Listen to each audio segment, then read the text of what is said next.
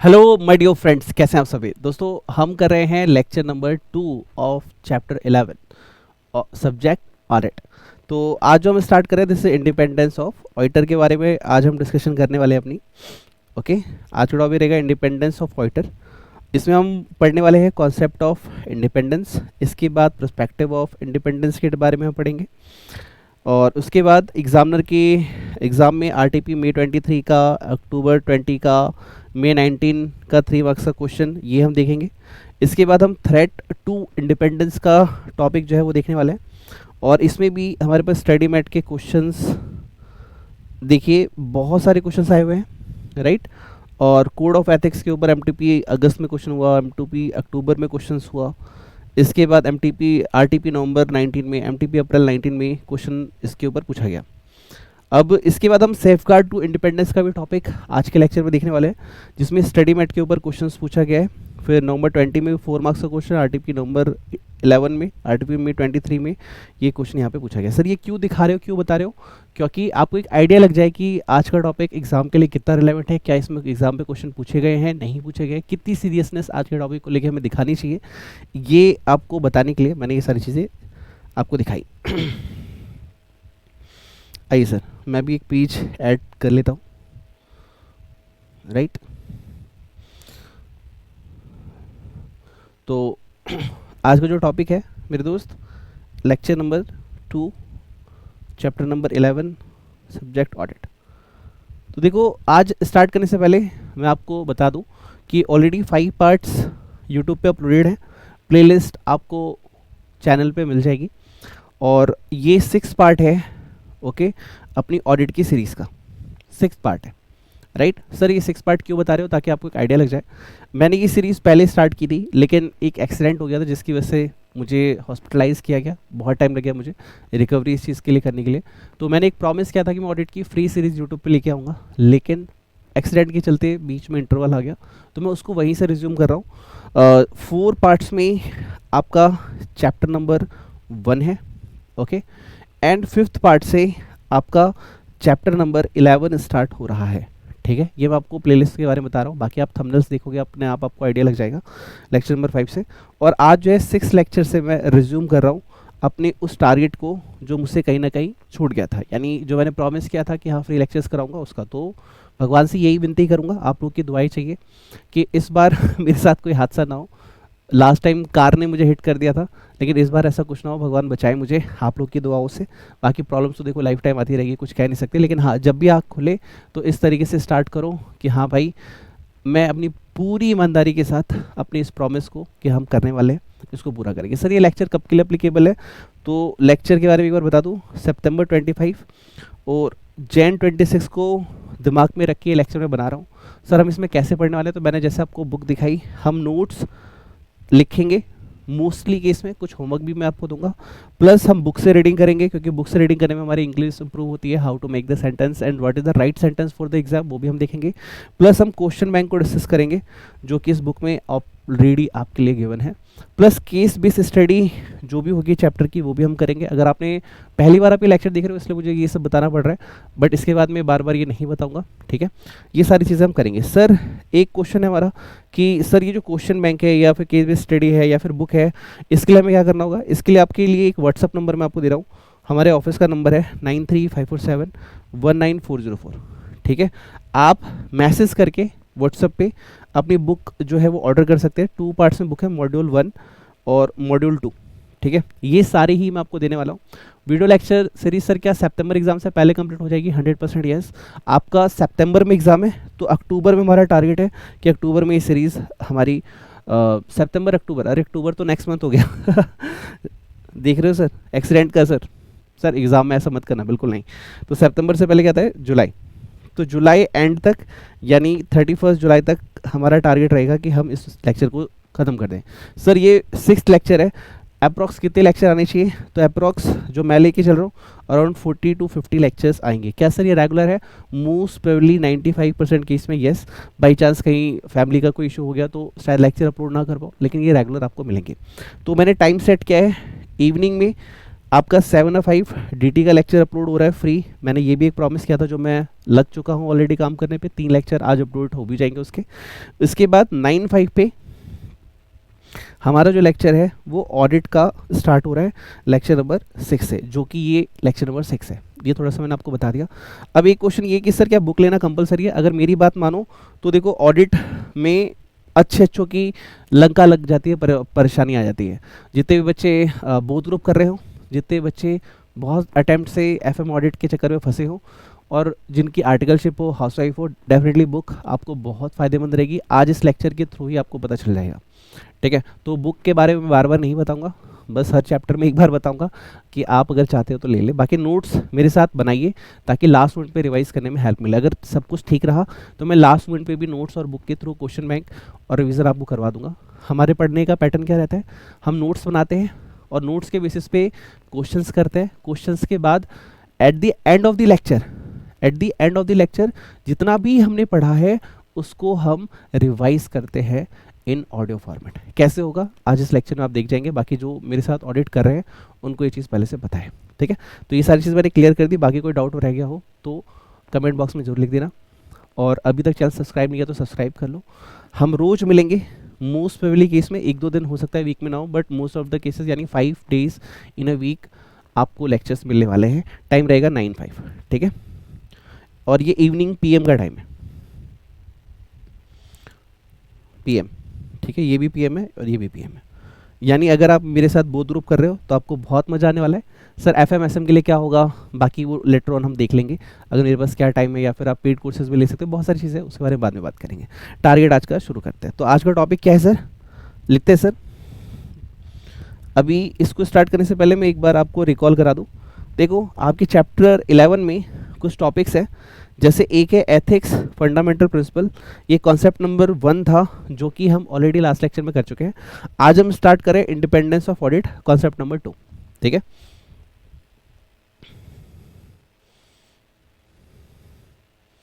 लिखिए sir, concept number 2। Concept number 2 का नाम है independence of auditors. Independence of auditors sir ये क्या है? देखो, जब आपने इंडियन बॉलीवुड मूवी देखी होगी तो उसमें आपने देखा होगा कि जब भी कोई पर्सन कोर्ट में जाता है और उसे गवाही देनी होती है, विटनेस बनता है वो, तो वो गीता के ऊपर हाथ रख के कसम खाता है, जो कहूँगा सच के खिलाफ कुछ नहीं कहने वाला मैं, ओके। तो उसी तरीके से ऑडिटर को बार बार याद दिलाया जाता है, भाई तुम इंडिपेंडेंट हो, इंडिपेंडेंट हो, इंडिपेंडेंट हो। इसमें एक बहुत ही प्यारा वर्ड आता है जो चैप्टर 1 में हमने पढ़ा था, डू नॉट सब ऑडिटेड बाय द अदर। ये हमने कबीर सिंह वाला एग्जांपल किया था, अगर आपको चैप्टर 1 याद आ रहा होगा तो, कि जोया भाभी के चक्कर में मिस्टर कबीर सिंह आप अपने डिसीजन मेकिंग को चेंज मत करना। मैं एक बार इसकी लीगल लैंग्वेज को जो आपको एग्जाम में लिखना है उसको एक बार लिख रहा हूँ, उसके बाद मैं आपको उसे रिटेन कराऊंगा और इस तरीके से एग्जाम्पल देके समझाऊंगा कि एग्जाम तक आपको वो हर एग्जाम्पल याद रहे, ठीक है। इसमें फर्स्ट पॉइंट आप लिखेंगे, there is concept of independence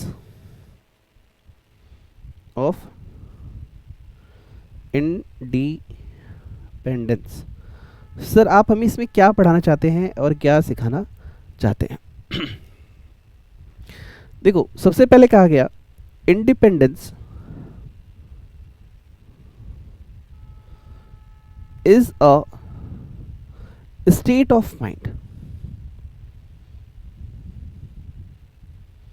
ठीक है, एंड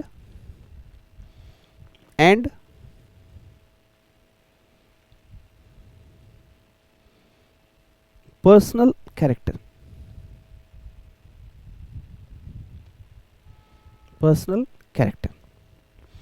सर इस लाइन का मतलब क्या हुआ? इसका मतलब हुआ कि देखो, आप जो कह रहे हो कि आप इंडिपेंडेंट हो, यानी आप किसी की बातों में नहीं आते, आप बहुत ईमानदारी से काम करते हो, आप जो भी डिसीजन मेकिंग लेते हो वो अपनी सूझबूझ, अपने माइंड को, अपनी नॉलेज को ध्यान में रख के लेते हो। लेकिन all are state of mind. आपने एक लाइन सुनी होगी, मुख में राम बगल में छुरी। तो आपके मन में अगर छुरी है तो ये आपके अंदर की बात है, सामने वाला उसका पता नहीं लगा सकता। आपने रावण जी का किस्सा सुना होगा रामायण के अंदर, कि वो एक साधु का भेष बना के आते हैं और माता सीता से कहते हैं भिक्षाम देही भिक्षाम देही भिक्षाम देही।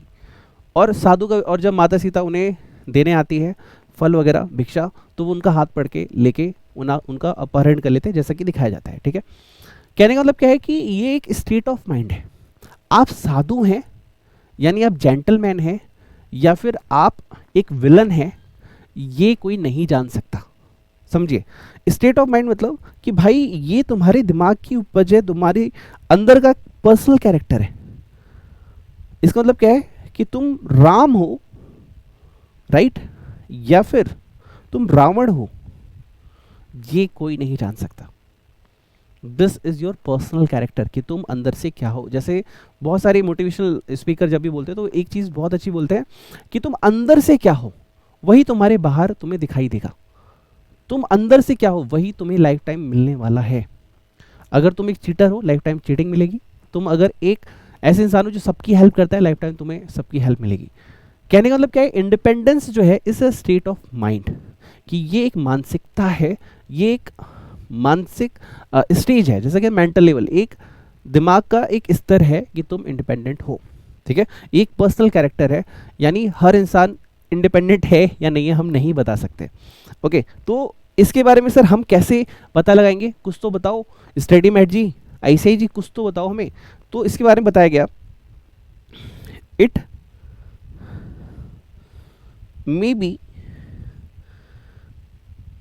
डिफाइंड एज, इसको ऐसे भी कहा जाता है। It may be defined as मतलब इसको ऐसे भी कहा जा सकता है। कैसे कहा जा सकता है, ध्यान सुनेगा। इंडिपेंडेंस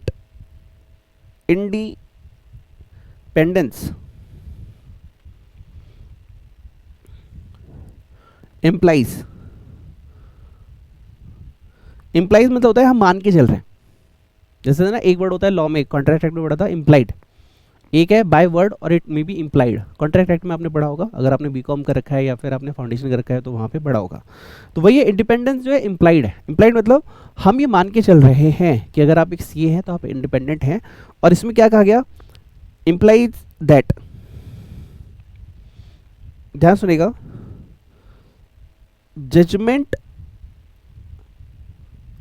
ऑफ अ पर्सन, यानी जो हमारा चार्टेड अकाउंटेंट है उस पर्सन का जो जजमेंट है, should not B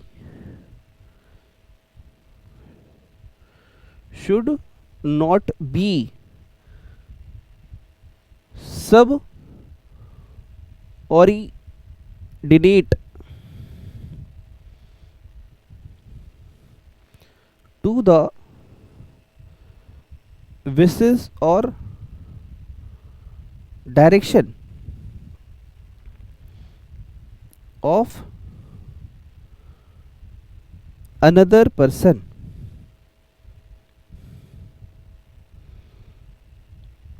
who might have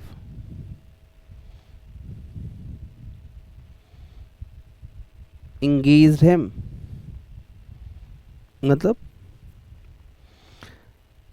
आपने जब चैप्टर 1 पढ़ा होगा तो आपको एक एग्जांपल दिया होगा कि मान लीजिए आपकी वाइफ किसी कंपनी में डायरेक्टर है या सीईओ है, ठीक है, और आप उस कंपनी में एज अ सी अपॉइंट हुए। क्या लोगों को ये लगेगा कि आप अपनी वाइफ का अगेंस्ट कुछ बोलेंगे? आप वहाँ तो बोल लेंगे लेकिन घर में नहीं बोल पाएंगे। सबको पता है कि घर में मलिकाए बेगम जो है वही शहंशाह है। ओके, तो जजमेंट ऑफ अ पर्सन, हम किस पर्सन की बात कर रहे हैं? यहाँ पे हम बात कर रहे हैं अपने सीए भैया की, यानी कबीर सिंह की। ठीक है, आई होप आपने मेरे पुराने लेक्चर देखे, नहीं देखे तो आपको यहाँ से समझ में आएगा। ठीक है, अगर नहीं देखे तो आप सुनिए ध्यान से, बाकी जब आप लेक्चर देखेंगे तो आपको क्लियर हो जाएगा। तो कबीर सिंह एक एग्जाम्पल, जिसको हम सीए भैया कहते हैं। तो कबीर सिंह जो है, judgment of a person should not be subordinated, यानी जैसे अगर तुमने मेरी बात नहीं मानी तो मैं तुम्हें तलाक दे दूंगा, तुमने सुना होगा फिल्मों के अंदर। और अगर तुमने मेरे बारे में कुछ कहा, ध्यान सुनना, तो मैं तुम्हारा सच भी सबके सामने बता दूंगा। मतलब मेरे बारे में बोलने से पहले सोच लेना कि मैं तुम्हारे बारे में क्या क्या बोलूँगा। या फिर भाई देख ले भाई, चोरी दोनों ने मिलके की है, तूने अगर सामने वाले को बताया कि मैं चोर हूँ तो मैं भी बता दूंगा कि तुम भी चोर हो। बहुत सारे एग्जाम्पल हो सकते हैं कि भैया आपको सब ऑर्डिनेटेड किया जा रहा है, यानी तुम्हें अपने माया जाल में माया दिखाई जा रही है। चाहे अलग अलग तरीके से हो सकता है, चाहे डर हो, चाहे लालच हो, चाहे धमकी हो, जो कि आने वाले हेडिंग्स होने वाले हैं आपके इसी चैप्टर में। किसी भी तरीके से आपको गुमराह किया जा रहा है ताकि आप वो बोले और वो कहे जो कि वो चाहते हैं। ध्यान सुनेगा, वो बोले और वो कहे जो कि वो चाहते हैं। शुड नॉट बी सब ऑर्डिनेटेड। अब देखो, अब आप चाहें तो इसके लिए कुछ और भी वर्ड यूज कर सकते हैं, लेकिन एग्जामिनर को यही वर्ड मिलेगा तभी वो मार्क्स देगा, ठीक है। To the wishes of other direction, यानी माया जाल जो बनाया गया है आप उनके शब्दों का प्रयोग करें। यानी आप ये बोलें कि हमारी financial statement neat and clean है, इसमें कोई भी मटेरियल स्टेटमेंट नहीं है। या फिर अगर 100 करोड़ का घोटाला है तो आप 10-20 हज़ार का ही बताएं, पूरे सच को ना बताएं, जैसे सत्यम घोटाला हुआ था। ऑफ अनदर पर्सन, अब ये अनदर पर्सन कौन है? तो सर ये वो पर्सन है जो ये चाहता है कि उसका सच बाहर ना आए। ये कौन है? सर ये वो पर्सन है जो ये चाहता है कि उसका सच बाहर ना आए। Who might have engaged him, हो सकता है वो आपसे जुड़ा हो या उस एंटिटी से जुड़ा हो जिसका सच वो बाहर आने देना नहीं चाहता। ओके सर, बुक से पढ़ा सकते हैं क्या? हाँ जी, बुक तो पढ़ लेंगे, पहले आज लिख लेते हैं, उसके बाद एट द एंड मैं आपको कहूँगा क्या वो पढ़ लो, ठीक है। ठीक है, ये हमारा हो गया ए, या फिर ए को ये वाली हेडिंग देते हैं, एक मैंने ऑलरेडी हेडिंग दे रखी है। सेकंड लिखिएगा पर्सपेक्टिव ऑफ इंडिपेंडेंस। सर ये आपने लेमैन की लैंग्वेज में बता दिया, लेकिन हमें और थोड़ा सा कुछ बताइए ताकि हम इंडिपेंडेंस को और समझ पाए। तो देखिए ये क्या कहता है, ध्यान सुनेगा, हम लिखते लिखते समझेंगे भी। और हाँ, मैंने जैसा कहा कि इस लेक्चर के एंड में मैं आपको ऑडियो भी रिकॉर्ड करके दूंगा और रिवाइज भी करके दूंगा, ठीक है। तो इंडिपेंडेंस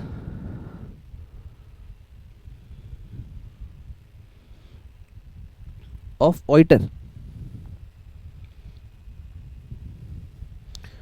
मस्ट नॉट एग्जिस्ट, मतलब इंडिपेंडेंस में क्या नहीं होना चाहिए, मस्ट नॉट एग्जिस्ट। इनफैक्ट मैं इसको थोड़ा सा और अच्छे तरीके से लिखने की कोशिश कर रहा हूं, must not exist in fact, comma, but should also appears to exist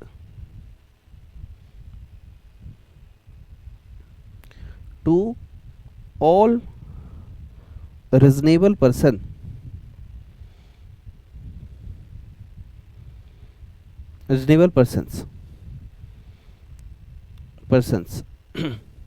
like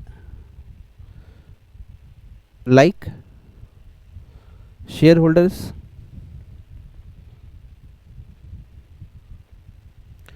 government, regulatory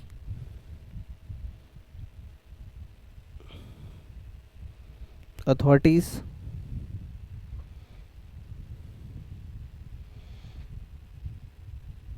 lenders, etc। Sir ये क्या कह रहे हैं, आइए इसके शब्दों को समझते हैं। इंडिपेंडेंस ऑफ ऑडिटर, सर ये आपने ब्रेक क्यों किया?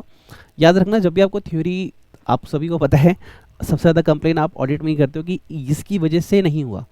तो ऑडिट को अगर याद करना है तो आपको थ्योरी को ब्रेन में सेट करना पड़ेगा अपने हर एक न्यूरॉन्स में। तो उसको डिवाइड करो, डिवाइड एंड रूल अंग्रेजों ने किया था, आप ऑडिट पे करो, ऑटोमेटिक याद हो जाएगा। Independence of auditor must not exist, क्या नहीं चाहता है वो, in fact but should also appear to exist to all reasonable persons. यानी तुम जो इंडिपेंडेंस कह रहे हो, अभी तो तुमने क्या कहा कि it's a state of mind, कि सर ये तो दिमाग वाली बात है। नहीं, ये इन माइंड तो है ही है, साथ में दिखना भी चाहिए। जैसे आप कंपनी एक्ट में एक टॉपिक पढ़ते हो, अपॉइंटमेंट ऑफ ऑडिटर, ठीक है। उसमें कहा जाता है कि अगर आपने डेब्ट ले रखा है, अगर आपने कंपनी से उधार ले रखा है, तो आपको ऑडिटर नहीं बनाना चाहिए। अगर आपने कंपनी को उधार दे रखा है तो भी आपको ऑडिटर नहीं बनना चाहिए। क्यों? क्योंकि आप उनका सच बाहर नहीं आने देंगे। अगर आपका कोई फैमिली मेंबर या फिर आपका कोई पार्टनर की मैनेजर पर्सन है वहां पे उस कंपनी में जिसका आप ऑडिट करने जा रहे हो, तो भी आपको वहां का ऑडिटर नहीं बनना चाहिए, क्योंकि अगर उन्हें लॉस हुआ तो आप सच नहीं बोलेंगे। तो हमें दिखना भी चाहिए। ऊपर वाला क्या कहता है? ऊपर वाला कहता है स्टेट ऑफ माइंड, यानी भाई ये तो अंदर की बात है, लेकिन ये कह रहा है कि भाई हमारा जो लॉ है, एज पर द लॉ, हमारे शेयर होल्डर को, हमारी गवर्नमेंट को, हमारी रेगुलेटरी अथॉरिटीज को, हमारे लेंडर्स को, सबको ये दिखना चाहिए कि तुम ईमानदार हो। न्यूज़ में आया कि आप वहाँ की जो सीईओ हैं, हमारी भाभी टू, जोया भाभी, हाँ, एनिमल मूवी आई होप आप सबने देखी होगी, और आप कौन है, कबीर सिंह, दोनों का इलू इलू चल रहा है, रिलेशन चल रहा है, दोनों शादी करने वाले हैं। तो हमें क्या फील आएगा कि ना तो वो आपके अगेंस्ट कुछ बोलेंगी, ना तो आप उनके कुछ अगेंस्ट बोलेंगे। तो हमें क्या लगेगा कि ये इंडिपेंडेंट ऑडिट नहीं है, क्योंकि आप सच को बाहर नहीं आने देंगे। क्योंकि अगर आपने सच बोला तो जोया भाभी की इमेज खराब हो जाएगी। समझ रहे हो आप क्या कहने की कोशिश कर रहा हूं मैं? तो ये कहता है independence of auditor must not exist. आप ये मत बोलो कि बस दिमाग वाली बात है, in fact but should also appears to exist. हमें दिखना भी चाहिए। पहले वाले का इंडिकेशन क्या है? दिमाग, माइंड ऑफ स्टेट है, ठीक है, लेकिन हमें दिखना भी चाहिए टू ऑल रीजनेबल पर्सन। जो भी लोग उसके जुड़े हैं सबके क्रिटेरिया में फिट हो कि आप एक इंडिपेंडेंट ऑडिटर हैं। ओके, तो आप यहां पे इस तरीके से कह सकते हैं कि जो इंडिपेंडेंस की आप बात कर रहे हैं, ये दो तरीके से हमें मिलने वाला है, ठीक है। जो हम पढ़ रहे हैं उसको और सिंप्लीफाई कर रहे हैं हम। पहला है इंडिपेंडेंस ऑफ माइंड, यानी तुम्हारा मन साफ है, तुम्हारे मन में कोई गंदगी नहीं है, तुम सच में शरीफ हो, सच में सारा सच बाहर लाना चाहते हो, ठीक है। और अगला क्या है? इंडिपेंडेंस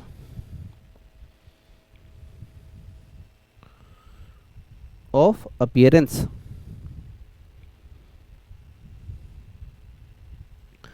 इंडिपेंडेंस ऑफ अपीयरेंस, ठीक है। जरा इसको मैं लिख देता हूं आपके लिए। इंडिपेंडेंस ऑफ माइंड एक एमसीक्यू बन सकता है। एमसीक्यू बन सकता है क्या? माइंड से होना चाहिए जी, फिजिकली भी आपको इंडिपेंडेंस ही दिखना चाहिए क्या? फिजिकल जरूरी नहीं, माइंड से भी होना चाहिए, दोनों ही जरूरी है, ठीक है। यहां आप लिखेंगे state of mind that allow an opinion,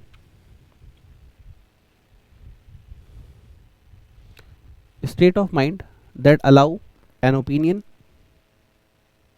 without being affected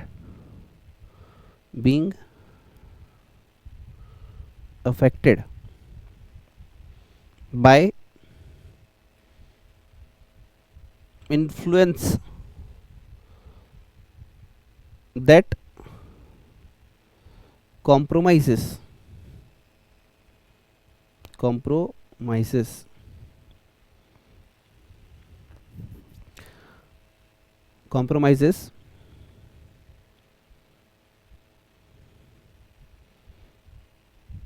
professional judgment,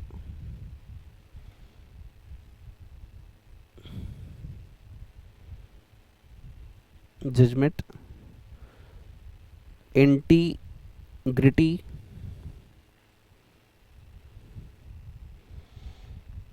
objectivity,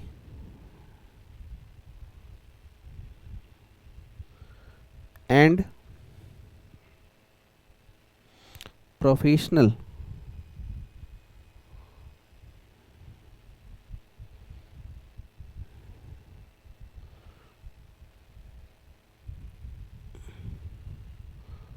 professional scepticism. इसने क्या बोला, जब हम इंडिपेंडेंस ऑफ माइंड की बात करेंगे, क्या कह रहा है आपसे, जब हम इंडिपेंडेंस ऑफ माइंड की बात करेंगे तो कहते हैं स्टेट ऑफ माइंड, आपके दिमाग में अलाउ होना चाहिए ओपिनियन कि भाई मैं अपने दिल की बात कह सकता हूं। अलाउ का वर्ड एक और होता है परमिट, ठीक है।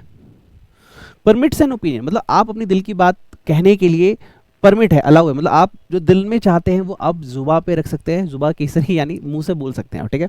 An opinion without being affected, यानी आपको कोई बात परेशान नहीं कर रही है, बाय इन्फ्लुएंस दैट कॉम्प्रोमाइजेस, आप किसी और की बात में आके अपने दिल की बात को दबा नहीं रहे हैं। जो मन में है, जो दिल में है, वो आप बोल सकते हैं, ओके। और आपको प्रोफेशनल जजमेंट अपना फॉलो करना है, ठीक है। इंटीग्रिटी फॉलो करनी है, ऑब्जेक्टिविटी फॉलो करनी है एंड प्रोफेशनल स्केप्टिज्म फॉलो करना है, ठीक है, ओके। अब यहाँ पे अगला जो पॉइंट आता है, this is independence, independence of appearance. मतलब हमारे जो लॉ हैं, एज पर द लॉ सबको ये दिखना चाहिए कि भाई तुम इंडिपेंडेंट हो, तुमने ना उनसे कोई उधार लिया हो, ना उनको कोई उधार दिया हो, ना तो कोई रिलेटिव वहाँ पे जॉब करता हो, ना तो उनका कोई रिलेटिव आपके यहाँ जॉब करता हो। जो सेक्शन, जहाँ तक मुझे याद है 141 ऑफ कंपनीज एक्ट 2013 में ये सारी चीज़ें लिखी हुई हैं। तो आप जब कंपनी लॉ पढ़ोगे सेक्शन 141 में ये सारी चीज़ें लिखी होगी, डिस्क्वालिफिकेशन ऑफ एन ऑडिटर, वो सारी चीज़ें नहीं होनी चाहिए, ओके। तो यहाँ पे वर्ड क्या है, अवॉइडेंस, रेड पेन से मैं लिखूंगा, avoidance of facts, of facts and circumstances that are so significant, avoidance of facts मतलब इन बातों को ध्यान रखना, of fact and circumstances that are so significant, that a reasonable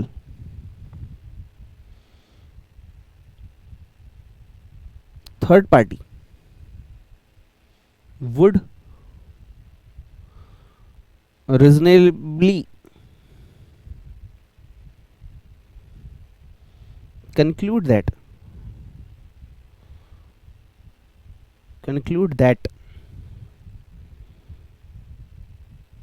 firm's integrity, objectivity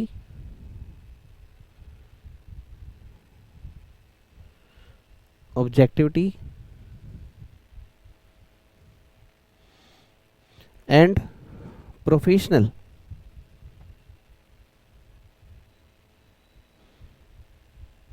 skepticism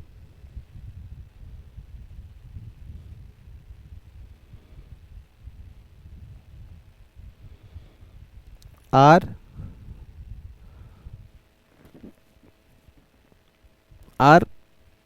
compromised। देखो अभी आपने एक बात पढ़ी थी कि मान लीजिए गवर्नमेंट है या फिर कोई भी थर्ड पार्टी है जो कि आपकी उस फाइनेंशियल स्टेटमेंट से अटैच है, तो उसे ये देख के कभी नहीं लगना चाहिए कि तुमने धोखा किया है या फिर तुमने कंपनी को सपोर्ट किया है। तो वो क्या कह रहा है, अवॉइडेंस, ऐसी चीज़ें अवॉइड करो, ऑफ फैक्ट एंड सर्कमस्टांसेस, उन सभी फैक्ट और सर्कमस्टांसेस को अवॉइड करना है, दैट आर सो सिग्निफिकेंट, इतने बड़े हैं, उन सभी सिग्निफिकेंट फैक्ट और सर्कमस्टांसेस को अवॉइड करना है। क्या कह रहा है वो, सिग्निफिकेंट, देखो वर्ड को टच और अरेंज करो, सिग्निफिकेंट फैक्ट और सर्कमस्टांसेस को क्या करना है, अवॉइड करना है। That a reasonable third party, जो भी पर्सन उस फाइनेंशियल स्टेटमेंट से जुड़ा है जिसपे आप ओपिनियन देने वाले हैं, वुड रीजनेबली कंक्लूड कि भैया उसको भी यही लगना चाहिए, क्या लगना चाहिए कि फर्म ने अपनी इंटीग्रिटी, ऑब्जेक्टिविटी, प्रोफेशनल स्केप्टिज्म को कॉम्प्रोमाइज नहीं किया है, ठीक है, ओके। आई होप आपने मेरे साथ लिख लिया, नहीं लिखा हो तो स्क्रीन को पॉज करके आप लिख सकते हैं, ठीक है। अब एक बार मैं बुक से रीडिंग कराऊंगा क्योंकि मुझे इस पे क्वेश्चंस भी करवाने हैं आपको।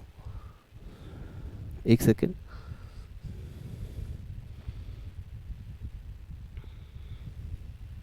देखिए, कॉन्सेप्ट और इंडिपेंडेंस, तो जितने भी स्टूडेंट्स सेल्फ स्टडी कर रहे हैं या फिर एग्जाम दे रहे हैं, जो भी बोथ ग्रुप कर रहे हैं या फिर ग्रुप 2 दे रहे हैं या फिर ऐसे में बहुत दिनों से अटके पड़े ऑडिट में, तो बुक 100% कोशिश कीजिएगा, कंपलसरी है, और कोशिश कीजिएगा कि आपको मिल जाए, क्योंकि कई बार आउट ऑफ स्टॉक भी रहती है बुक, ठीक है। बुक बहुत कंपलसरी है क्योंकि बुक से रीडिंग करेंगे और क्वेश्चंस करेंगे। ये क्वेश्चंस का कलेक्शन टॉपिक वाइज बहुत ही रेयर होता है, तो बहुत मेहनत से बुक बनी है। आई होप इसको ढंग से करके रिवाइज करके आप 90 आउट ऑफ 100 तक, 80 आउट ऑफ 100 तक आसानी से जा सकते हैं। Okay, concept of independence. Independence implies that, क्या बता रहा है, इंप्लाइज का वर्ड मैंने आपको बताया था, हम ये मान के चल रहे हैं that the judgement of a person is not subordinated to the wishes और direction of another person who might have been engaged him. जिसने उसे अपॉइंट किया है, जिसने उसे अपॉइंट किया है, आप उसके साथ और उनकी बातों में अपने डिसीजन को चेंज नहीं करेंगे। To define independence precisely is not possible, कि अगर आप बोले कि भैया 2 शब्दों में बता दो इंडिपेंडेंट क्या है, जैसे गुलाब जामुन खाए, कैसा है जी, मीठा है, आपने 2 वर्ड में बता दिया, मीठा है 2 शब्द में, बट हम इंडिपेंडेंस को 2 शब्दों में प्रिसाइज फॉर्म में नहीं डिस्क्राइब कर सकते। Since independence is a state of mind, कि भैया आपको दिमाग से एंड पर्सनल कैरेक्टर और विजिबल लेवल पे, विजिबल मतलब कि भैया लोगों को भी यही लगना चाहिए, ये है दिमाग, ठीक है, ये है माइंड के साथ, और ये है फिजिकल लेवल पे हमें ये लगना चाहिए कि आप इंडिपेंडेंट हैं। तो independence is the condition of mind as well as personal character, कि ये कंडीशन ऑफ माइंड भी है और पर्सनल कैरेक्टर भी होता है। And should not be confuse with superficial and visual standard of independence which are sometime impose by law, मतलब law के अकॉर्डिंग ऐसा नहीं लगना चाहिए हमें कि आप चीट कर रहे हो या फिर आपने इंडिपेंडेंट होकर काम नहीं किया है। प्रोस्पेक्टिव ऑफ इंडिपेंडेंस, तो इसमें 2 चीज़ आती है, एक है इंडिपेंडेंस ऑफ माइंड और एक इंडिपेंडेंस ऑफ अपीयरेंस, तो हमने पढ़ लिया ये।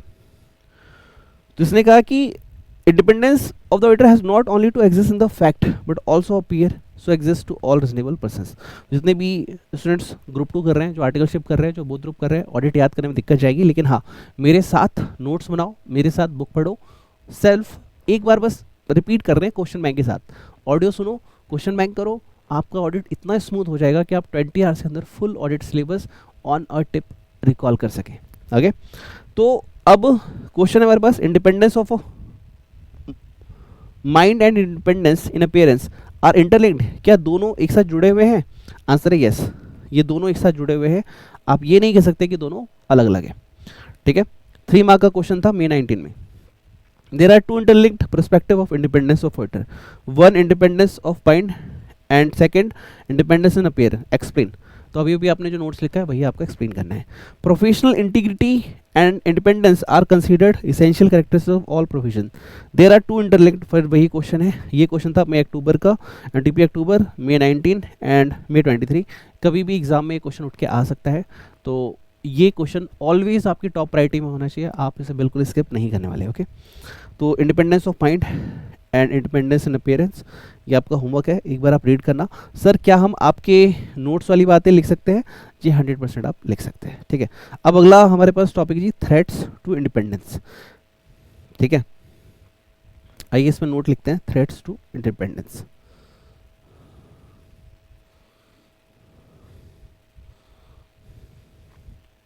लिखिए,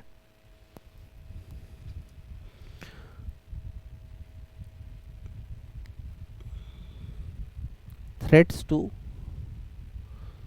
इंडिपेंडेंस,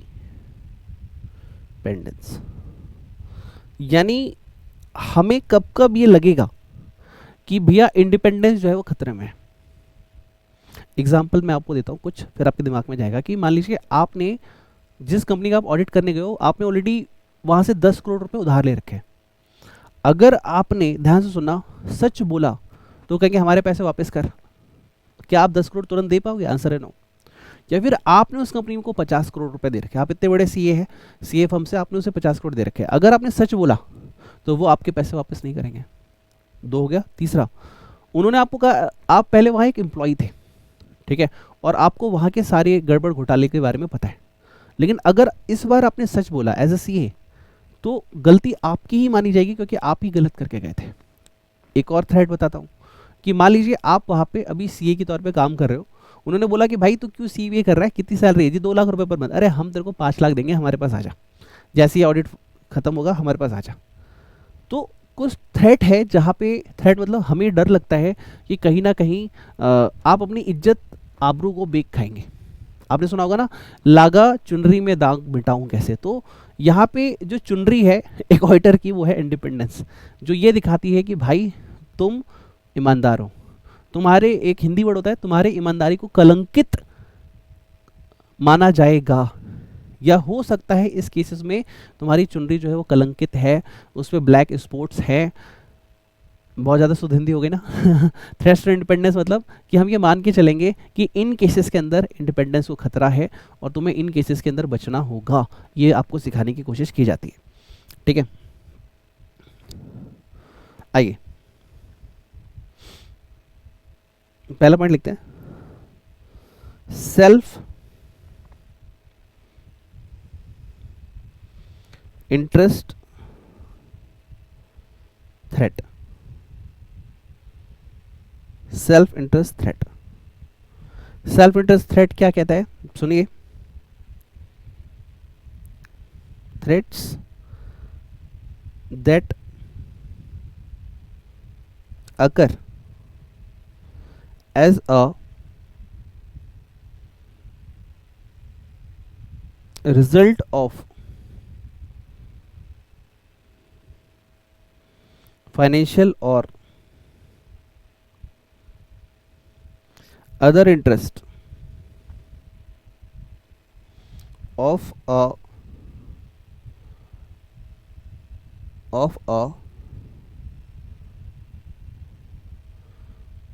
professional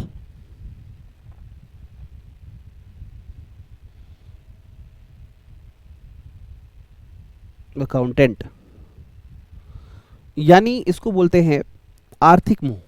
यानी आपको कहीं ना कहीं लगता है कि मुझे नुकसान हो जाएगा अगर मैंने सच बोला तो हम क्या बोल रहे हैं, आपका इंडिपेंडेंस भाई साहब खतरे में है। कैसे? Threats that occur as a result, हमें डर है कि रिजल्ट है ऑफ फाइनेंशियल और other interest of a professional accountant, कि भैया जो बंदा वहाँ काम करने गया है उसका कहीं ना कहीं मॉनेटरी टर्म में कोई ना कोई ट्रांजेक्शन हुआ है, अगर उसने सच बोला तो उसको नुकसान हो सकता है। ओके, जैसे सर एग्जांपल दो ना, लो जी एग्जांपल देते हैं आपको, लिखिए close business relationship with client.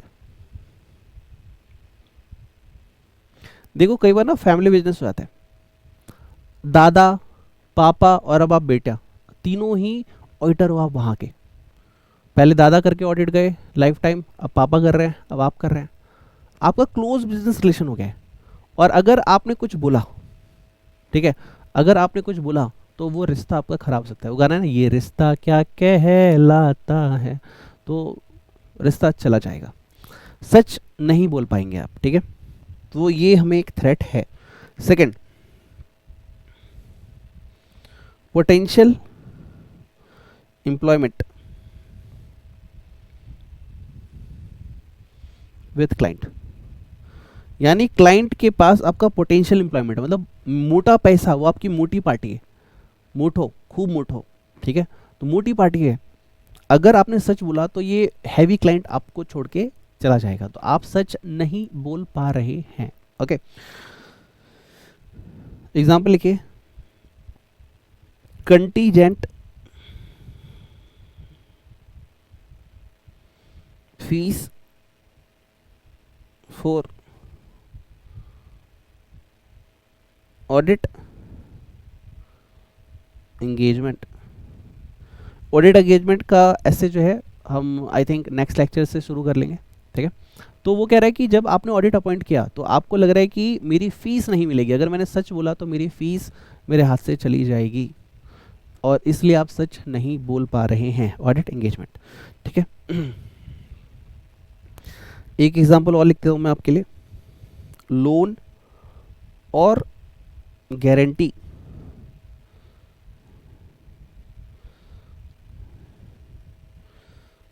From a client, यानी क्लाइंट ने आपके बिहाफ पे या तो कहीं पे गारंटी दी है कि हाँ भाई इन्हें पैसे दे दो मैं दे दूंगा, या फिर आपने क्लाइंट से ही पैसा ले रखा है, ठीक है। तो these are the self interest threat. तो हम क्या कहते हैं, मोह माया। आप इन अगर मोह माया में हैं तो आपका इंडिपेंडेंस खतरे में होगा और आप सच नहीं बोलेंगे। यह मान के चलते हैं, मान के चलते ये सच आप बोलेंगे ही नहीं, ठीक है, आप सच नहीं बोल पाएंगे। आइए सर अगला लिखते हैं, self review threat. Self review threat क्या होता है कि भाई लास्ट टाइम ना आपने ही काम किया था, मान लो ये मैं लेक्चर रिकॉर्ड कर रहा हूँ और मैंने कुछ गलती से गलत बोल दिया, अब मेरी लेक्चर को ऑडिट हो रहा है और कौन कर रहा है, मैं ही कर रहा हूँ। और अगर मैंने बताया कि लास्ट टाइम मुझसे ही गलती हुई है तो क्या आप आगे से मुझे काम देंगे, नहीं। तो कहते हैं ना, अपना अपनी दही को कोई खट्टा नहीं कहता और अपने काम को कोई गलत नहीं कहता। सेल्फ रिव्यू थ्रेट, ठीक है। क्या कह रहा है ये, ध्यान सुनिएगा, threat that occurs when a previous judgment to be re-evaluated by professional accountant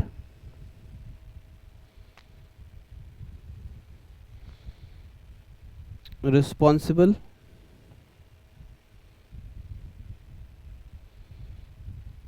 for that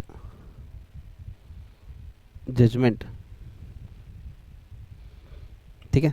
कह रहे threat that occurs when a previous judgement to be revaluated, कि आपने जो पिछला काम किया था ना वो रीइवेल्युएट होगा, और डर इस बात का है कि किसी और ने किया होता तो आप खुला बोलते हाँ भाई उसकी गलती होती, लेकिन गलती आपने ही की है तो आप अपना सच कभी बाहर नहीं आने देंगे, ठीक है। एग्जाम्पल लिखते हैं,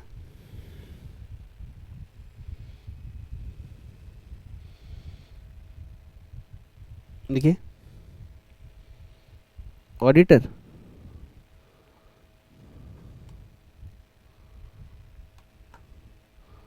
auditor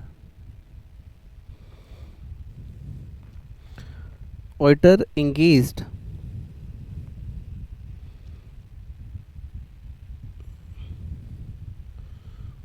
for audit of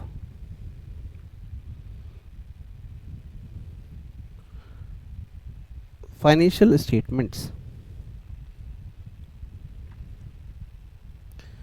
was, मैं यहाँ कलर चेंज कर रहा हूँ, ठीक है, was also assigned responsibility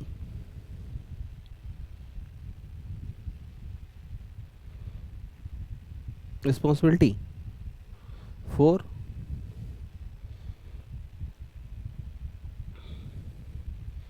compilation of financial statements. वैसे देखो लॉ इतने अच्छे बन चुके हैं कि अब ऐसी गलतियां होने के चांसेस नहीं है। जब आप कंपनी ऑडिट का चैप्टर पढ़ेंगे तो वहाँ सीखेंगे कि किन किन लोगों को हम ऑडिटर बनाएंगे नहीं। तो अगर तुमने ही अकाउंट बनाया है और तुम्हें ही ऑडिट मिल रहा है तो ऑब्वियसली तुम अपनी गलती कभी नहीं बताने वाले, ठीक है। ओके सर, इन पे हम क्वेश्चन करेंगे डेफिनेटली, अभी हम सारे क्वेश्चंस देखने वाले हैं। आइए sir,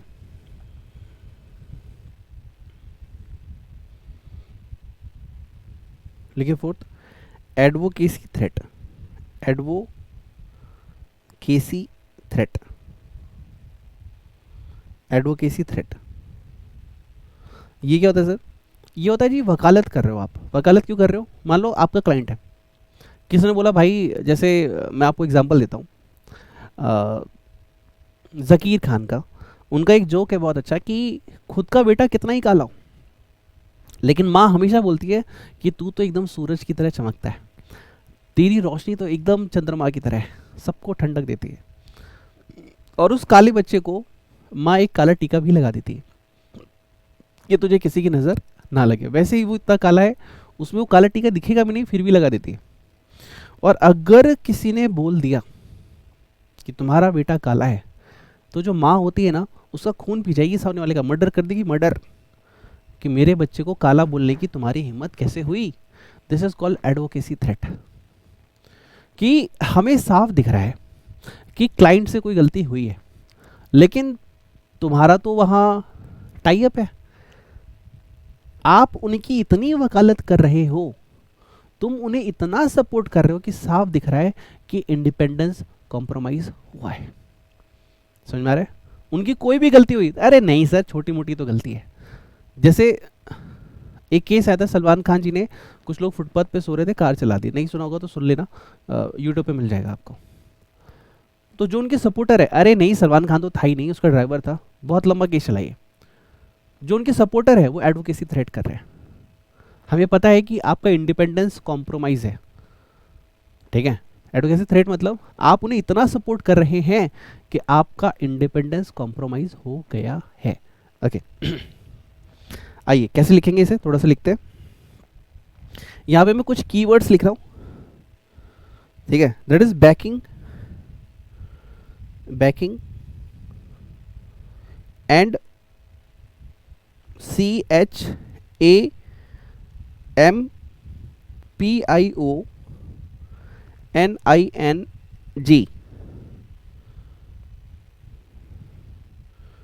causes of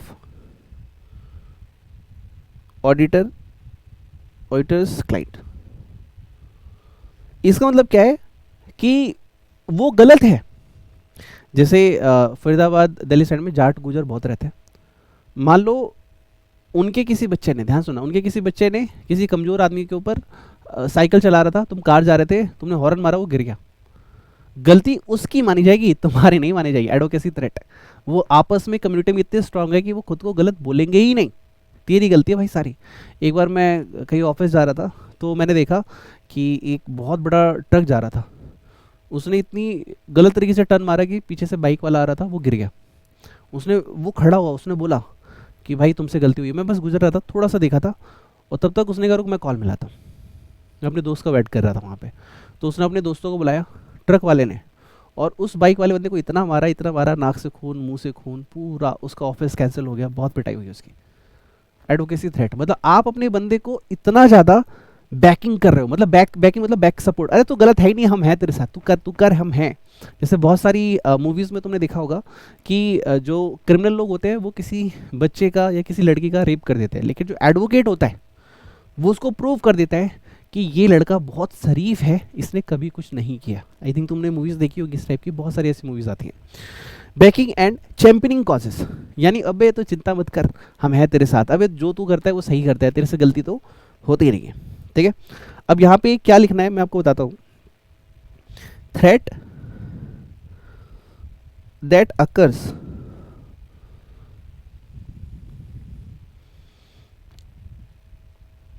when a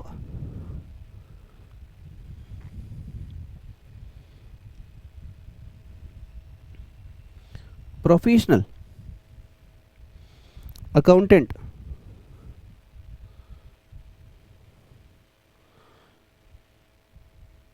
promotes a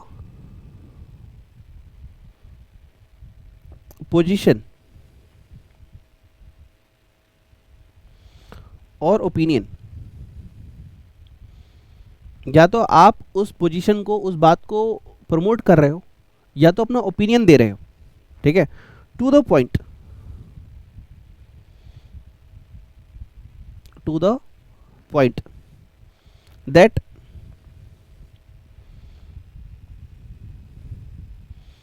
that subsequent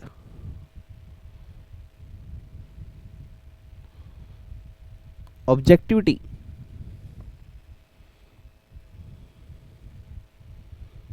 may be compromised. compromised भी हमें साफ दिख रहा है कि तुम उसके गलत पॉइंट को भी सही दे रहे हो, ठीक है। जैसे आप सबने सिम्बा मूवी देखी होगी, रणबीर सिंह की, आई थिंक सिंह के कपूर तो नहीं होंगे, हाँ सिंह, रणबीर सिंह की सिम्बा मूवी एक आई थी। उसमें वो पैसे लेके सारे क्रिमिनल्स को सपोर्ट करता था, बोलता मेरे को पैसे आने चाहिए। फिर जब उसका ज़मीर जागता है, बंदे आ रे बंदे आ, बंदे आ रे बंदे, एक बहुत अच्छा गाना है। तो उसके बाद जब ज़मीर जागता है तो एक अंकल का उसने घर खाली करा दिया था, उन अंकल को जाके बोलता है अंकल मेरे को मारो। एक थप्पड़ वो खाता है उनसे, बोल रहा है अगर यही थप्पड़ मेरे बचपन में खा लिया होता ना तो मैं गलत नहीं होता। एडवोकेसी थ्रेट, आप किसी पॉइंट को या अपने क्लाइंट को इतना ज़्यादा सपोर्ट कर रहे हैं कि साफ दिख रहा है कि तुम्हारा इंडिपेंडेंस कॉम्प्रोमाइज़ हो गया है, ठीक है। तो इसका एग्जांपल हो सकता है कि ऑडिटर ने सिक्योरिटी या शेयर ले रखे हो या पैसा ले रखा हो, कोई भी एग्जांपल आप यहाँ पे फिट कर सकते हैं, ठीक है। वैसे मैं लिख देता हूँ एक एग्जांपल यहाँ पे, लिखिए एग्जांपल लिख लीजिए। Auditor dealing with shares and securities of client company. Sir ये सारी बातें बुक में लिखिए, जी हाँ सारी बातें सर हम नहीं लिखेंगे, हमारे पास टाइम बहुत कम है। तो देखो टाइम बहुत कम है, नोट्स मत लिखो, रफ में लिख लो, एकदम फास्ट लिख लो, बस तुम्हें समझ में आए, ठीक है। हैंड राइटिंग नहीं चलेगी, चलेगा। हैंड राइटिंग के लिए और अच्छे से पढ़ने के लिए बुक रेफर कर लेना, बट नोट्स लिख के बुक पढ़ोगे तो और ज़्यादा बेस्ट है, क्योंकि देखिए याद रखिए जितना ज़्यादा पसीना बहाएंगे उतना ज़्यादा रिजल्ट अच्छा आएगा। बुक बहुत बढ़िया है, 100% लो, लेकिन ये लिखने के बाद अगर बुक करोगे औसम है। हाँ लेकिन नहीं लिख पा रहे हो, बुक ऑनली करोगे तो वो भी औसम है, ठीक है। ओके अब अगला जो पॉइंट है, this is familiarity threat.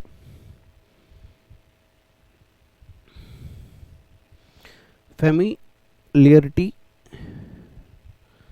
Threat,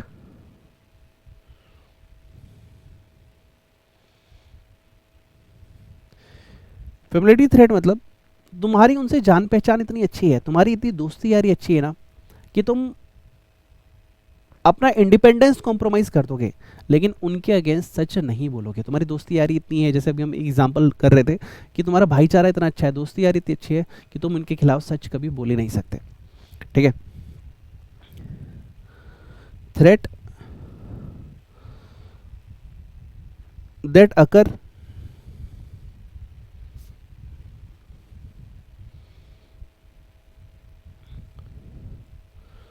when a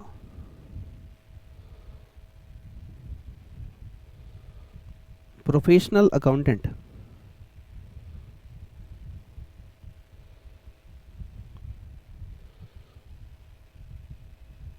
because of a relationship becomes too sympathetic sympathetic sympathetic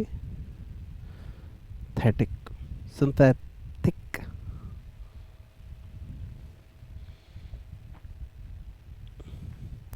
to the interest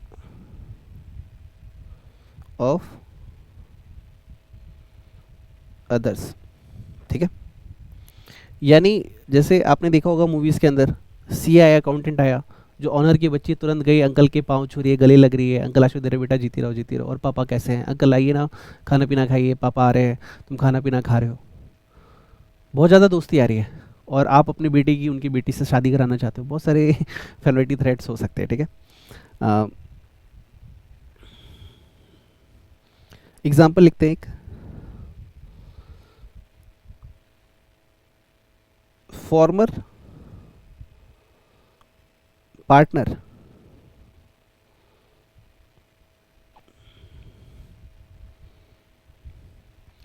of audit firm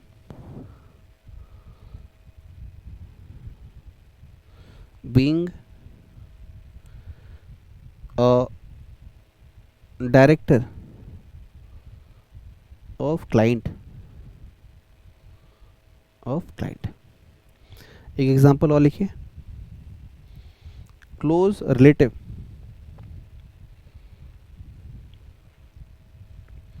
of audit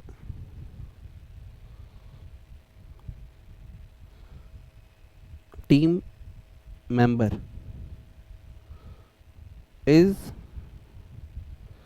in a senior position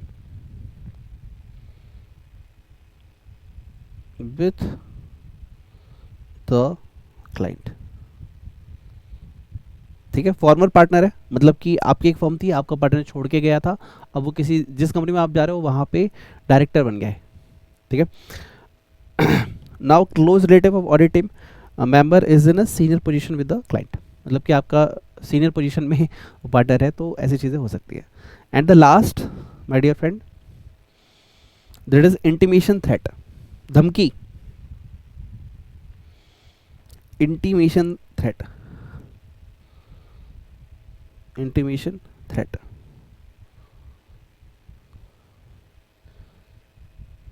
intimation threat, threat that occur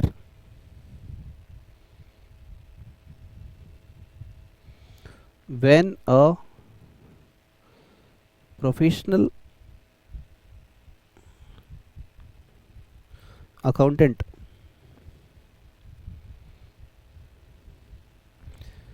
may be deterred from acting objectively by threats, actual or perceived. ठीक है, जैसे इसका example क्या हो सकता है, threat to auditor of termination, मतलब हम तुम्हारा ऑडिट जो है वो ख़त्म करवा देंगे, तुम्हें कहीं काम नहीं मिलेगा, या हम आपको हटवा देंगे, या फिर आपका प्रमोशन रुकवा देंगे. Threat to employ of not allowing, हम आपको बोनस नहीं देंगे, या फिर हो सकता है बोल दे कि आपको प्रमोशन नहीं देंगे. ठीक है, तो ये आपका यहाँ तक लिख के हो गया. आई होप आपने मेरे साथ लिख लिया हो. बाकी एक बार मैं स्क्रीन दोबारा से दिखा दूँ आपको. देखिए, लिख लीजिए. इसके बाद अब कुछ क्वेश्चंस की बारी आ जाती है.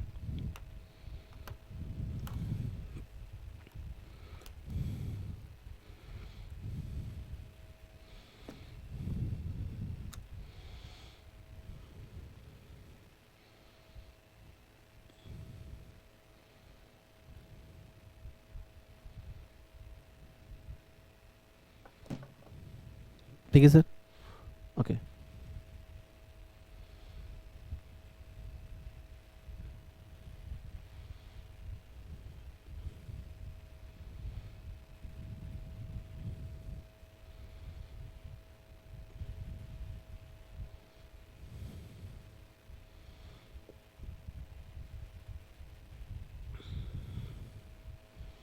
चलिए सर, अब थोड़ा सा बुक जो है वो देख लेते हैं.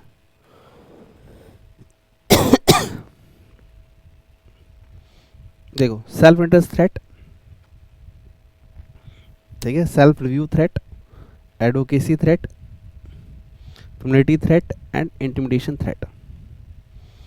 थोड़ा सा रीडिंग फास्ट में ले लेते हैं ताकि आपको एक आइडिया लग जाए. Self interest threat occur when an auditing firm, its partner or associate could benefit from financial interest in an audit client.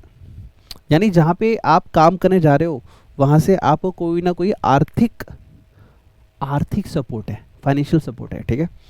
Example है डायरेक्ट फाइनेंशियल इंटरेस्ट है आपका, ठीक है, या फिर materially significant in indirect financial interest है आपका इन a client, ठीक है। अगला क्या सर, लोन या गारंटी दे रखी है, किसने sir, from the concern client, या फिर अनड्यू डिपेंडेंस है क्लाइंट फीस पे, भैया अगर उसकी फीस नहीं आई तो तुम्हारे बहुत सारे काम रुक सकते हैं। Concern about the losing the engagement, और आपको लगता है भाई वो आपको हटा भी सकता है। क्लोज बिजनेस रिलेशनशिप है आपकी, पोटेंशियल एम्प्लॉयमेंट आपका, या फिर contingent fees of audit engagement हो सकता है वो आपको ना दे, ठीक है।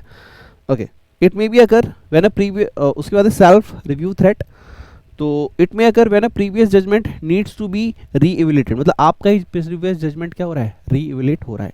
एग्जांपल है when an auditor having recently been a director or senior officer of the company and when auditor perform service that are themselves subjective matters of audit.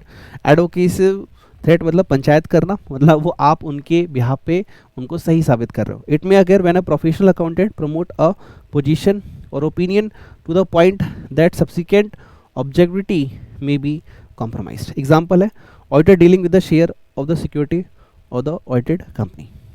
बाकी और भी आप देख सकते हैं। उसके बाद फैमिलिटी थ्रेट, आपकी जान पहचान बहुत अच्छी है, क्लोज रिलेटिव हो आप उसके, फॉर्मल पार्टनर हो, लॉन्ग एसोसिएशन है आपकी, या फिर एक्सेप्टेंस क्या है, आपने बहुत बड़ा कोई गिफ्ट, आप उन्होंने आपको ऑडी गिफ्ट कर दी, अब क्या ही आप बोलोगे उनके खिलाफ, है ना। Intimidation threat, it may occur when a professional accountant may be deterred from acting objectively with an adequate degree of professional scepticism, ठीक है। ओके, अब इसके ऊपर क्वेश्चंस क्या क्या है, तो इन्होंने बोल रखा है अ chartered accountant receive 40% of his total audit fees, मतलब अगर वो 10 लाख रुपए कमा रहे हैं तो 4 लाख कौन देने वाला है, भैया यही देने वाले हैं। From a single client, discuss how it could affect independence of a chartered accountant as auditor of this client, ठीक है। तो इन्होंने क्या बताया, डायरेक्ट फाइनेंशियल इंटरेस्ट है आपका, लोन और गारंटी है, अनड्यू डिपेंडेंस है, क्लोज बिजनेस रिलेशनशिप है, पोटेंशियल एम्प्लॉयमेंट है। सर ये तो वही है जो अभी आपने लिखा है, हाँ जी वही है जो हमने लिखा। उसके बाद CA Murali Madhavan provide accounting and book keeping service, मतलब तुम अकाउंटिंग भी कर रहे हो और बुक कीपिंग सर्विस भी दे रहे हो to leading NGO engaged environmental protection work, he is also offered audit, अब आपको ऑडिट भी मिल रहा है।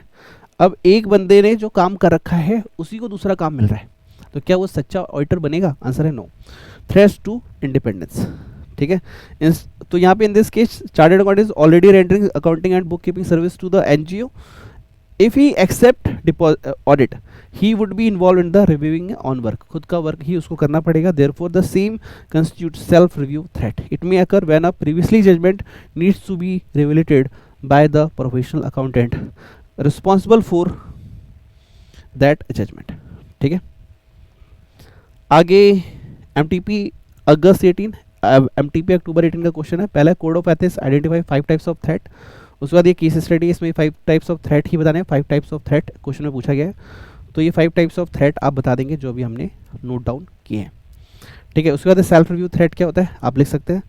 अगला क्वेश्चन है सर फैमिलिटी थ्रेट्स, फैमिलिटी मतलब दोस्ती और याराना, भाईचारा बहुत ज़्यादा, ठीक है, ये यहाँ पे हो गया। इसके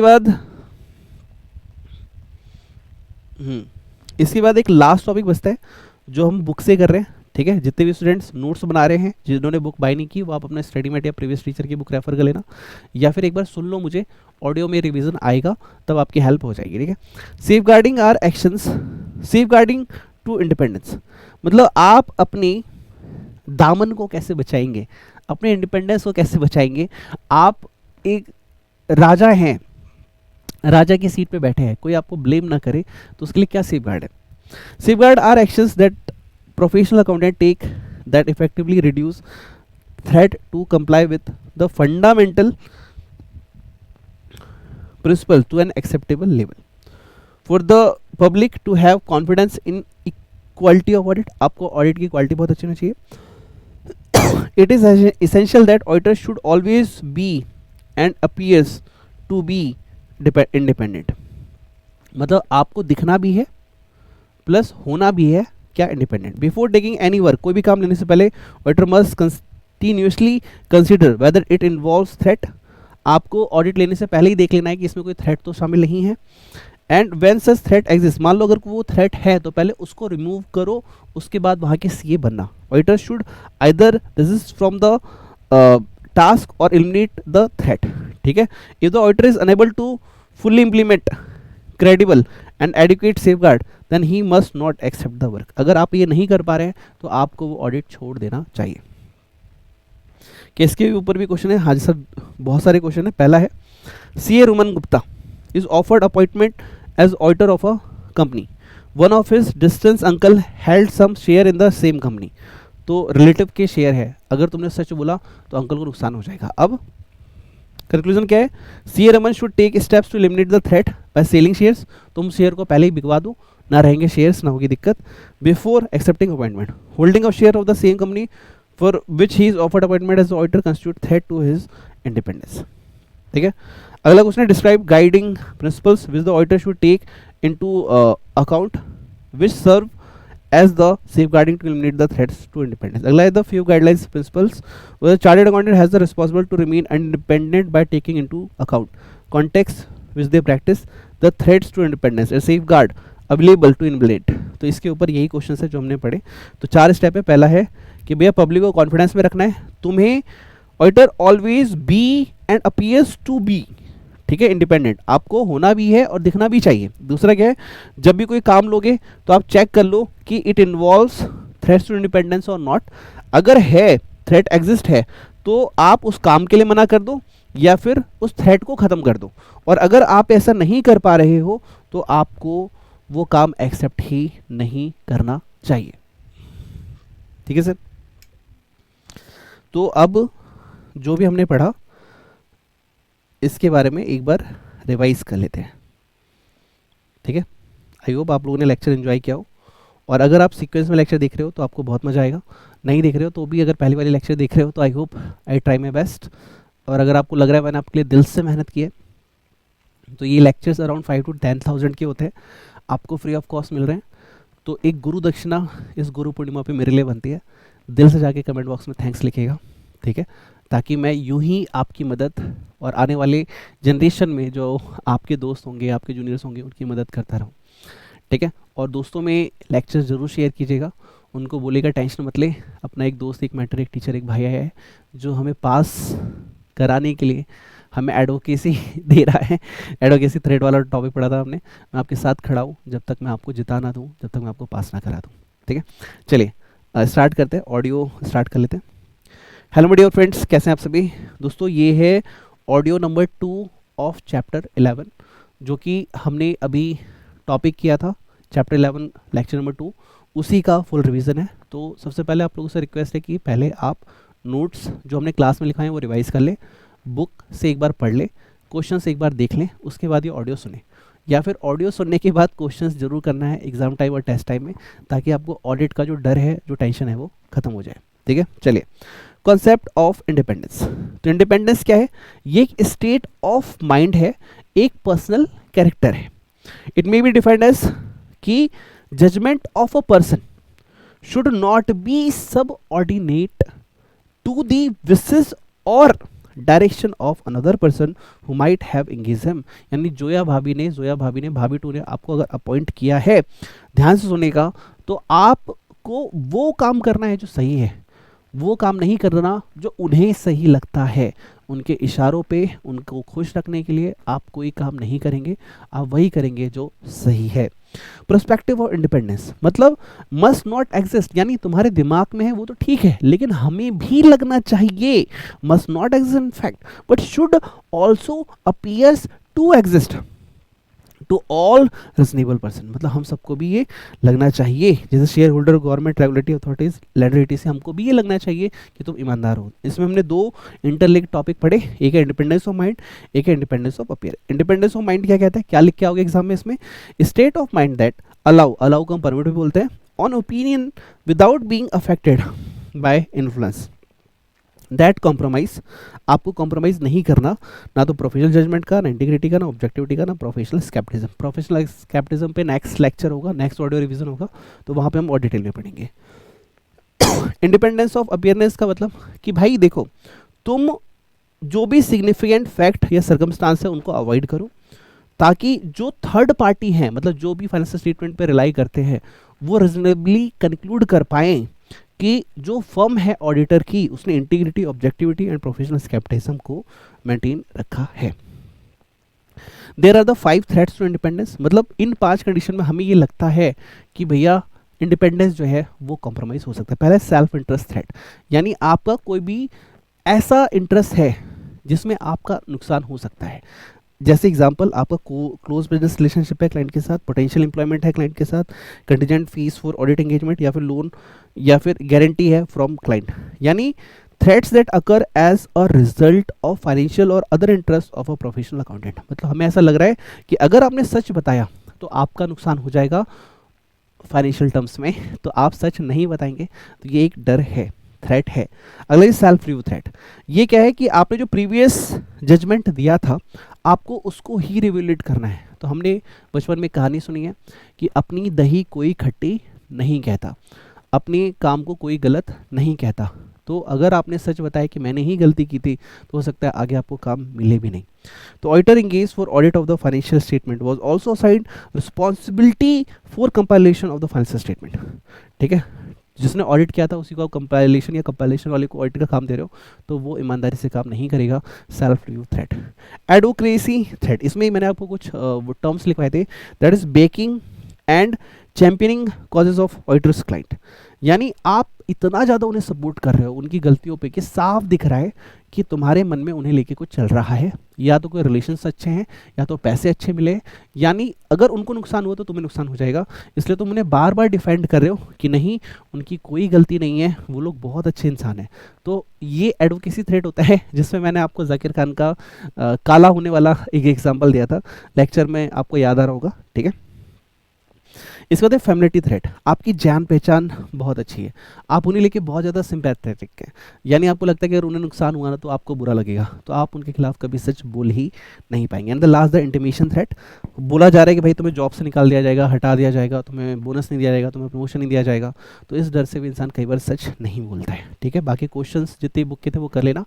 एक है सेफ गार्ड, सेफ गार्ड में 4 पॉइंट्स है जो कि हमने बुक से पढ़े थे और उसके ऊपर क्वेश्चन भी किया था। पहला सेफ गार्ड में 4 पॉइंट्स क्या है कि देखो भैया तुम्हें दिखना भी है और होना भी है इंडिपेंडेंस, पहला। दूसरा, आपको एंगेजमेंट एक्सेप्ट करने से पहले, ऑडिट एक्सेप्ट करने से पहले ही चेक कर लेना है कि वहाँ पे कोई दिक्कत तो है, थ्रेट है या नहीं है। अगर थ्रेट है तो एंगेजमेंट लेटर को मना कर दो कि मुझे ऑडिट नहीं कर सकता, या फिर उस थ्रेट को एलिमिनेट करो। जैसे हमने एक एग्जांपल पढ़ा था कि हमारे अंकल के शेयर है तो शेयर्स को बेच दो, ठीक है, शेयर को बेच दो, फिर ऑडिट एक्सेप्ट करो। अदरवाइज हम मानेंगे कि भैया थ्रेट है। अगर आप एलिमिनेट नहीं कर पा रहे लास्ट पॉइंट, तो ऑडिट एक्सेप्ट ही मत करो। This is overall revision of audit topic. हमने इसके नोट्स भी बना लिए एंड अच्छे से पढ़ भी लिया। ठीक है, और कोई डाउट दिक्कत हो तो मेरा व्हाट्सएप नंबर है 9357194404 पे। रिवीजन टाइम में और एग्जाम टाइम में इसको आपको अच्छे से पढ़ना है। ठीक है सर, तो मैंने आपके लिए ऑडिट का ऑडियो रिकॉर्ड कर दिया। एवरी डे 9 o'clock 9:05 पे आपको लेक्चर जो है अवेलेबल हो जाएगा। हार्ड बुक्स के लिए आप व्हाट्सएप पे मैसेज करेंगे 9357194404। अगर स्टॉक में होगी तो आप ऑर्डर प्लेस कर लेना, और नहीं होगी तो आप पूछ लेना कि ऑर्डर कब हम प्लेस कर सकते हैं। ठीक है, और बस यही कहूँगा, शिद्दत से बढ़ो, ढंग से बढ़ो। हम लोग हमेशा रोते रहते हैं कि इस वजह से नहीं हो पाया, अच्छा टीचर नहीं मिला, अच्छी बुक्स नहीं मिले, अच्छे नोट्स नहीं मिले, अच्छे लेक्चर्स नहीं मिले। कई बार हम ये नहीं बोलते कि मेरी गलती है कि मैंने समय का सदुपयोग नहीं किया, मैंने टाइम को सही से यूज़ नहीं किया। जो इंसान समय को डिफीट करने लगता है ना, वो इस दुनिया में किसी को भी डिफीट कर सकता है। अगर तुम्हें लाइफ में सक्सेसफुल बनना है, रिजल्ट में सक्सेसफुल बनना है, सच में पास होना है, तो अपने हर एक सेकेंड को अपने सपने को पूरा करने में लगाओ, ताकि इस बार रिजल्ट आपका हो। Wish all the best, God bless you, take care, bye bye. Next lecture, lecture number 3 chapter 11, मिलते हैं नेक्स्ट लेक्चर में। Okay, thank you.